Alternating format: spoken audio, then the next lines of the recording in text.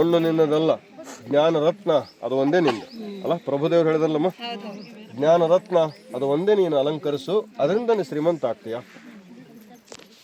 ಹಾಗಾಗಿ ನೀವೇನು ಇಷ್ಟೆಲ್ಲ ತಾಯಿಗಳು ಬಂದ್ರಿ, ನಮ್ಮ ಕಪ್ಪತ್ಗುಡ್ಡಕ್ಕಂತೂ ಸಂತೋಷ ಆಗಿಬಿಡುತ್ತೆ ಇವತ್ತು. ಕಪ್ಪತ್ಗುಡ್ಡ ಸಂತೋಷ ಆಗ್ಯದ. ಸಾಕ್ಷಾತ್ ಕಪ್ಪತ್ ಮಲ್ಲೈ ನಿಮ್ಮ ಜೊತೆಗಿದ್ದಾನೆ. ನಾನು ಆಗಲೇ ಹೇಳ್ದಂಗೆ ಮತ್ತೆ ಆ ಮಾತು ಪುನರುಚ್ಚರಿಸ್ತೇನೆ.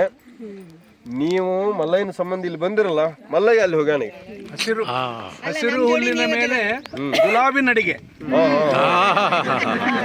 ಸುಂದರ ಮಾತು. ನೀವು ಏನಾದ್ರು ಹೇಳ್ರಿ ಶಂಕರಣ್ಣ. ಅತಿ ಸುಂದರ. ಸಿದ್ಧಾರ್ಥ ಹುಟ್ಟಿದಾಗ ಪ್ರತಿಯೊಬ್ಬರಿಗೂ, ನೀವೆಲ್ಲ ಗೃಹಸ್ಥರದಿರಿ, ಮಗ ಹುಟ್ಟಿದ ಕೂಡಲೇ ಮಗ ಏನಾಕ್ಕನಂತ ಕುತೂಹಲ ಇರ್ತಾರ. ಆ ಸಿದ್ಧಾರ್ಥ ಹುಟ್ಟಿದ ಕೂಡಲೇ ಅವನಿಗಿನ್ನೂ ಸಿದ್ಧಾರ್ಥ ಅಂತ ಹೆಸರಿಟ್ಟಿದ್ದಿಲ್ಲ.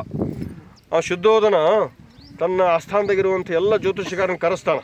ನನ್ನ ಮಗ ಏನಕ್ಕನ್ನು ಹೇಳ್ಬೇಕು ನೀವು ಅಂತ. ಅವರು 16 ಮಂದಿ ಜ್ಯೋತಿಷಿಗಾರ ಇರ್ತಾರೆ. ಅದ್ರಾಗ 15 ಮಂದಿ 70 ವರ್ಷದ ವಯಸ್ಸಾದವ್ರು ಇರ್ತಾರೆ. 16ನೇದವ ಅವ ಒಂದು 25-30 ವರ್ಷದ ಜ್ಞಾನಿ ಇರ್ತಾನೆ. ಆದ್ರೆ ಅವ ಇವ್ರ ಮುಂದೆ ಮಾತಾಡ್ತಿರೋದಿಲ್ಲ. ಇವರೆಲ್ಲರೂ ಹೇಳ್ತಾರೆ, ನಿಮ್ಮ ಮಗ ಹೀಗೆ ಅಕ್ಕನಂತೇಳಿ ಹಿಂಗೆ ತೋರಿಸ್ತಾರೆ. ಶುದ್ಧೋಧನಿಗೆ ಹೇಳ್ತಾರೆ, ನಿಮ್ಮ ಮಗ ಹೀಗೆ ಅಕ್ಕನಂತ. ಏನಕ್ಕ ನನ್ನ ಮಗ ಲಘು ಹೇಳಿ, ನಿಮ್ಮ ಮಗ ಸಾರ್ವಭೌಮನೂ ಆಗ್ತಾನ, ನಿಮ್ಮ ಮಗ ಸಂತನೂ ಆಗ್ತಾನ, ಜಗತ್ತು ಬೆಳಗುವಂಥ ಸಂತನೂ ಆಗ್ತಾನಂತ ಹಿಂಗೆ ಹೇಳ್ತಾನೆ. ಅವ ಒಬ್ಬ 16ರಿಂದ ಕುಂತಿರ್ತಾನಲ್ಲ ಸುಮ್ಮ ಕೋದನ್ ಅವನ ಹೆಸರು. ಅವನು ಜ್ಞಾನಿ, ಜ್ಯೋತಿಷ್ಯದೊಳಗೆ ಪರಮ ಜ್ಞಾನಿ.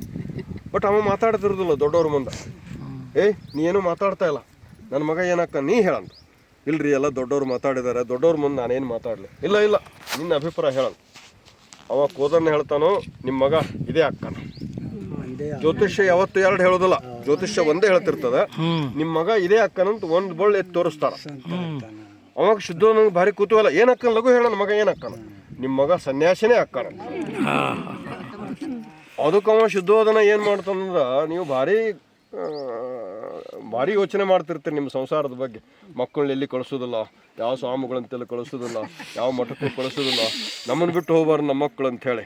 ಹಂಗೆ ಶುದ್ಧೋಧನ ತನ್ನ ಮಗನನ್ನು ಸಿದ್ಧಾರ್ಥನನ್ನು ಕಾಕೊಳ್ಳಿಕ್ಕೆ 12 ಮಹಲ್ ಕಟ್ಟಿಸ್ತಾನೆ. ಚೈತ್ರ, ವೈಶಾಖ, ಜ್ಯೇಷ್ಠ, ಆಷಾಢ, ಶ್ರಾವಣ ಏನು ಮಾಸಗಳದಾವು, ಒಂದೊಂದು ಮಾಸಕ್ಕೆ ಒಂದೊಂದು ಮಹಲ್ ಕಟ್ಟಿಸಿ ಸಣ್ಣ ಸಣ್ಣ ವಯಸ್ಸಿನ ಹೆಣ್ಮಕ್ಳು ನೇಮಿಸಿ ಗುಲಾಬಿ ಹೂ ಎಲ್ಲ ಇಟ್ಟು ಅವ ಕಂಡೀಷನ್ ಮಾಡಿರ್ತಾನೆ. ನನ್ನ ಮಗ್ಗ ಇವು 4 ಹೇಳಬಾರ್ದು, ನೀವು ಏನು ಸತ್ ಸುದ್ದಿ ಹೇಳಬಾರ್ದು, ನನ್ನ ಮಗ್ಗ ಮುದುಕರ ಮುಖ ತೋರಿಸ್ಬಾರ್ದು, ನನ್ನ ಮಗ್ಗ ಆನಂತರ ಒಣಗಿದ ಮರ ತೋರಿಸ್ಬಾರ್ದು, ನನ್ನ ಮಗ್ಗ ಬಾಡಿದ ಹೂ ತೋರಿಸ್ಬಾರ್ದು, ನನ್ನ ಮಗ್ಗ.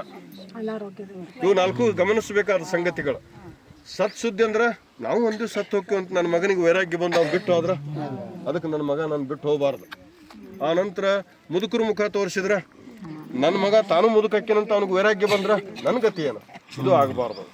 ಆನಂತರ ಬಾಡಿದ ಗಿಡ ತೋರಿಸ್ಬಾರ್ದು, ನಾವು ಬಾಡಿ ಹೋಗ್ತೀವನ್ನೋ ಅಂತ ನನ್ನ ಮಗನಿಗೆ ಅನಿಸಿದ್ರೆ ಅದಕ್ಕೆ ಅದು ಆಗಬಾರ್ದು. ಆನಂತರ ಒಣಗಿದ ಹೂವು ತೋರಿಸ್ಬಾರ್ದು ನನ್ನ ಮಗ. ಹೀಗೆ ವೈರಾಗ್ಯದ ಸಂಗತಿಗಳು ಬರಲಾರ್ದಂಗೆ ಆ ಮಗ ಶುದ್ಧೋಧನ ತನ್ನ ಮಗನನ್ನು ಜಾಕಿ ಮಾಡಿರ್ತಾನೆ. ಆದ್ರೆ ನೋಡ್ರಿ ಜೀವನ ಹೆಂಗದಂದ್ರೆ ಚಿಂತನೆ ಪ್ರಗಾಢವಾಗಿತ್ತು ಸಿದ್ಧಾರ್ಥನಲ್ಲಿ.